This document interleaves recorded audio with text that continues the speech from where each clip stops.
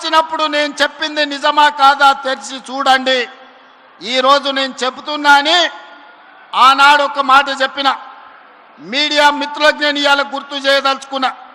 Khammam media మిత్రులు, Hyderabad Gandhi Bhavan media సోదరులను మీరు అడిగి తెలుసుకోండి నేను చెప్పింది నిజమా కాదా. ఆనాడు నేను ఒక మాట చెప్పిన, రాబోయే ఎన్నికల్లో ఖమ్మం సభ చూసిన తర్వాత కాంగ్రెస్ పార్టీకి 65 ఎమ్మెల్యేలు గెలుస్తారు, సిపిఐ పార్టీ 1 సీటు గెలుస్తుంది, బీజేపీ 8 నుంచి 9 సీట్లు గెలుస్తాయి, ఎంఐఎం 7 లేక 6 సీట్లు గెలుస్తాయి, మిగిలినవి మాత్రమే కేసీఆర్ భజన పరులు గెలుస్తారని నేను చెప్పిన. డిసెంబర్ 3, 2023 నాటి ఫలితాలు 64 సీట్లు కాంగ్రెస్ పార్టీ గెలిచింది, 1 సీటు సిపిఐ గెలిచింది. కానీ ఆ తర్వాత 1 సీటు తగ్గితే ఉప ఎన్నికల్లో తెలంగాణ ప్రజలు 2 సీట్లు ఇచ్చిండ్రు. గణేష్ని కంటోన్మెంట్లో గెలిపించిండ్రు, నవీన్ యాదవ్ను జూబ్లీ హిల్స్ గెలిపించి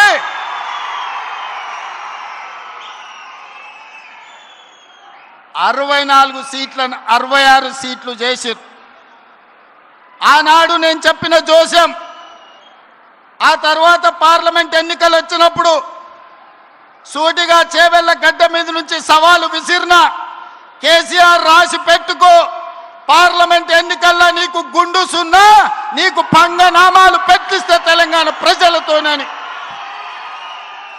పార్లమెంట్ ఎన్నికల్లో చెప్పింది చేసినాం, బీఆర్ఎస్ కు గుండు సున్నా ఇప్పించినాం తెలంగాణ ప్రజలతోటి. సర్పంచ్ ఎన్నికల్లో 2/3 మెజారిటీ గెలుస్తామని చెప్పినాం. మున్సిపల్ ఎన్నికల్లో 85-90% గెలుస్తామని చెప్పినాం. ఆనాటి 2023 ప్రభుత్వ ఏర్పాటు నుంచి మొదలు పెడితే పార్లమెంట్ ఎన్నికలు కావచ్చు, పంచాయతీ ఎన్నికలు కావచ్చు, మున్సిపల్ ఎన్నికలు కావచ్చు, తెలంగాణ ప్రజలు కోరుకున్నదే, తెలంగాణ ప్రజల గుండె చప్పుడు ఇన్న ఈ ప్రజా ప్రభుత్వం చెప్పింది చెప్పినట్టుగా ప్రజా తీర్పుని ఇప్పించడం ద్వారా పాపాల బైరోడుని ఫామ్ హౌస్లో బంధించినాం. ఇక ఈ పశుపతికి విముక్తి లేదు, పాపాల బైరోడు ఫామ్ హౌస్లోనే బందీ అవుతాడని చెప్పిన మా నాడు. ఇవాళ మీడియా మిత్రులారా రాసుకోండి, ఖమ్మం జిల్లా చింతకాని మండలం వేదికగా లక్షలాది మంది ఖమ్మం బిడ్డల సాక్షిగా భవిష్యత్తు చరిత్రను, జరగబోయే కురుక్షేత్రాన్ని ఈ వేదిక నుంచే నేను చెప్పదలుచుకున్నా. కౌరవ వంశాన్ని సర్వం తెలంగాణ గడ్డ మీద నుంచి తొలగించే వరకు, కౌరవ వంశం అంటే కల్వకుంట్ల కుటుంబం, ఈ కల్వకుంట్ల కుటుంబాన్ని తెలంగాణ గడ్డ మీద రాజకీయ ముఖ చిత్రం నుంచి పాతాళానికి తొక్కే వరకు కాంగ్రెస్ పార్టీ కార్యకర్తలు విశ్రమించరు, ఒక్క క్షణము రెస్ట్ తీసుకోరు అని నేను మాట ఇస్తున్నా.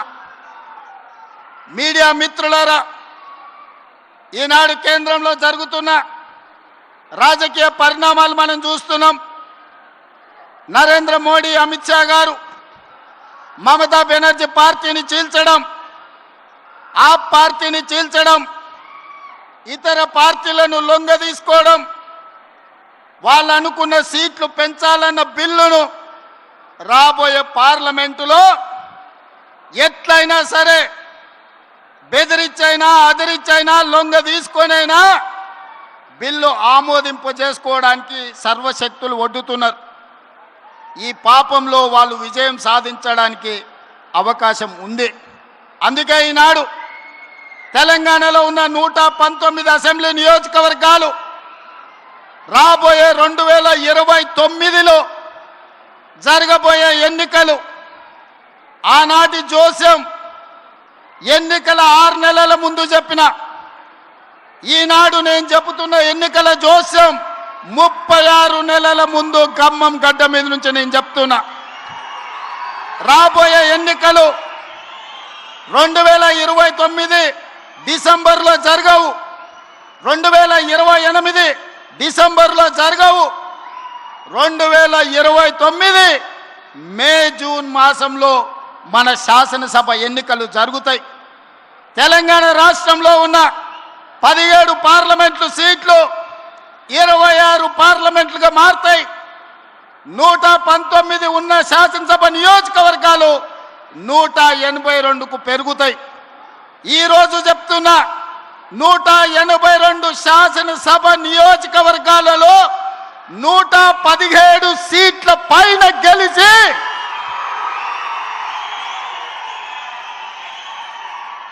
117 మీడియా మిత్రులారా రాసుకోండి. 117 అంటే 117 శాసన సభ్యులను గెలిపించుకొని రెండవసారి తెలంగాణ రాష్ట్రంలో ప్రజాపాలనను కాంగ్రెస్ ప్రభుత్వాన్ని గెలిపిస్తాం. రాముడు మీద, భద్రాచలం రాముడు మీద ఆనా. ఇది ఖమ్మం కాంగ్రెస్ కార్యకర్తల మాట. కాసుకో చంద్రశేఖర్ రావు, నువ్వు, నీ కొడుకు, నీ అల్లుడు, నీ బిడ్డ, నీ చుట్టాలు, నీ భజన పరులు, నీ ఒప్పందాలు, నీ దొంగ సర్వేలు చేసే దొంగ ఏజెన్సీలతో సహా గుర్తు పెట్టుకోండి. ఈ తారీఖు జూలై 10, 2026 నాడు మాట చెప్తున్నా. ఈ మాట కోసం రోజుకు 18 గంటలు పనిచేస్తాం మేమందరం, మా మిత్రులందరూ. ఒక్క క్షణం కూడా అలుపెరగము, ఆలస్యం చేయము. ఎవరిని కూడా అన్యాయం జరగనీయం. తెలంగాణ ప్రజలకు, దళితులు, గిరిజనులు, ఆదివాసీలు, బలైన వర్గాలు, మైనారిటీలు, మహిళలు, రైతులు, విద్యార్థులకు ఈ సంక్షేమ ప్రభుత్వం, ఈ ప్రజా పాలన ఒక సుభిక్షమైన పరిపాలన అందిస్తుంది. రామరాజ్యాన్ని తీసుకొస్తుంది. ఆనాడు మీ అందరికీ తెలుసు, వరేసుకుంటే ఉరేసుకున్నట్టే అని చంద్రశేఖరరావు అన్నాడు. ఈనాడు ఉత్తమ్ కుమార్ రెడ్డి గారు, భట్టి విక్రమార్క గారు, తుమ్మల నాగేశ్వరరావు గారు వరేసుకుంటే 500 రూపాయల బోనస్ ఇచ్చి చివరి గింజ వరకు కొంటాం. దేశంలోనే తెలంగాణ రాష్ట్రాన్ని ఆదర్శంగా నిలబెడతామని చెప్పిండ్రు. ఇవాళ సన్న బియ్యమే కోట్లాది మంది ప్రజలకు బుక్కెడు బువ్వ పెట్టే కార్యక్రమం జరుగుతుంది. అందుకే మిత్రులారా, ఈనాడు రైతుల కోసం వ్యవసాయం దండుగ కాదు, వ్యవసాయం పండుగ చేయాలి, రైతును రాజును చెయ్యాలన్న ఆలోచనతోని మీ నాయకుడు తుమ్మల నాగేశ్వరరావు గారు ఏది ఏమైనా 600 అయినా అక్కడి సూర్యుడు ఇక్కడ మలిసినా రైతు భరోసా నిధులు ఇవ్వాలి, మీరు సహకరించాలని నన్ను భట్టి గారిని అడగడం జరిగింది. అందుకే పోయిన సంవత్సరం జూన్లో 9 రోజుల్లో 9,000 కోట్లు రైతు భరోసా మీ ఖాతాలో వేయడం జరిగింది. ఈ సంవత్సరం కూడా ఇదే ఖమ్మం మధుర నుంచి 30 తారీఖు నాడు జూను రైతు భరోసా ఖాతాలో నిధులు వెయ్యాలి అంటే ఆనాడు మీ అభిమానానికి వర్ణ దేవుడు కూడా ప్రసన్నమై మనకు వర్షం కురిపించడంతో ఇక్కడ ఈ ప్రాంగణంలో సభ పెట్టుకోలే. కానీ నిధుల బదిలీ వాయిదా వేయలే.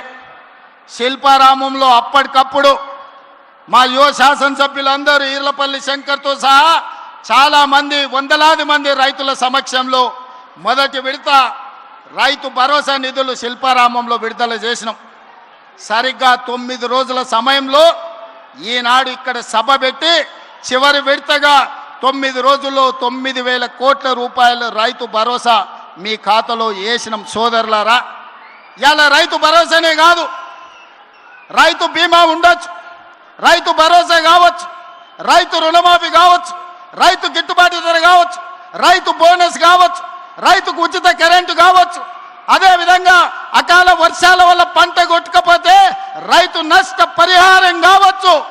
దాదాపుగా 1,70,000 కోట్ల రూపాయలు ఈ 30 నెలల్లో రైతుల కోసం ఖర్చు పెట్టిన ప్రభుత్వం భారతదేశంలోనే తెలంగాణ ప్రభుత్వం, ప్రజా ప్రభుత్వం. ఆనాడు 10 ఏళ్లల్లా నెలకు 2,500 కోట్లు వాళ్ళు ఖర్చు పెడితే 30 నెలల్లో ప్రతి నెలకు 5,525 కోట్ల రూపాయలు, దాదాపుగా 1,70,000 కోట్ల రూపాయలు ఈరోజు తెలంగాణ రైతాంగానికి ఖర్చు పెట్టినమని నేను ధైర్యంగా ఈరోజు చెప్పదలుచుకున్నా. మిత్రులారా, 25,35,000 మంది రైతులకు 20,617 కోట్ల రూపాయలు, 2 లక్షల వరకు రైతు రుణమాఫీ చేసిన ప్రభుత్వం మన ప్రభుత్వం. 30 నెలల్లో రైతులకు ఉచిత కరెంటు కోసం ప్రతి నెల 1000 కోట్లు, 30,000 కోట్ల రూపాయలు రైతుల కోసం ఉచిత కరెంటు చెల్లించిన ప్రభుత్వం కాంగ్రెస్ ప్రభుత్వం. ఇంతకుముందే మిత్రుడు బట్టి విక్రమార్క గారు ఒక మాట చెప్పారు.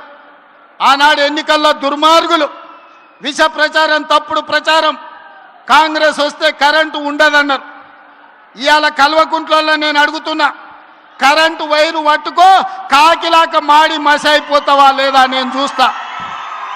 అది రాత్రైనా పొద్దునైనా ఎప్పుడైనా ఉచిత కరెంటు మా పేటెంట్. ఆనాడు 2004 ఎల్బీ స్టేడియంలో డాక్టర్ వైఎస్ రాజశేఖర రెడ్డి గారు మొట్టమొదటి సంతకం పెట్టి రైతాంగానికి ఉచిత కరెంటు అందించి రైతుల మీద ఉన్న 1000 కేసులను తొలగించి 1,400 కోట్ల రూపాయల రైతుల బిల్లులను మాఫీ చేసి మొట్టమొదటి సంతకం సువర్ణ అక్షరాలతో పెట్టింది వైఎస్ఆర్ కాదా, కాంగ్రెస్ ప్రభుత్వం కాదా అని నేను అడుగుతున్నా. వెనుకటికెవడో తలాతోక లేనోడు తాత దగ్గరకు వచ్చి నీకు దగ్గు నేర్పుతా అని చెప్పిండంట. తాత వాడిని చూసి సుట్ట చేతికిచ్చినాడు. ఈ సుట్ట పిలిచిరా ఒకసారి పిలగాని. సుట్ట పిలిచి కళ్ళు తిరిగి బోర్ల బొక్కలు పడ్డాడంట. అట్లనే ఉచిత కరెంటు గురించి ఈరోజు కేసీఆర్ వాళ్ళ బంట్రోతులు వచ్చి మనకానే చెప్పేది.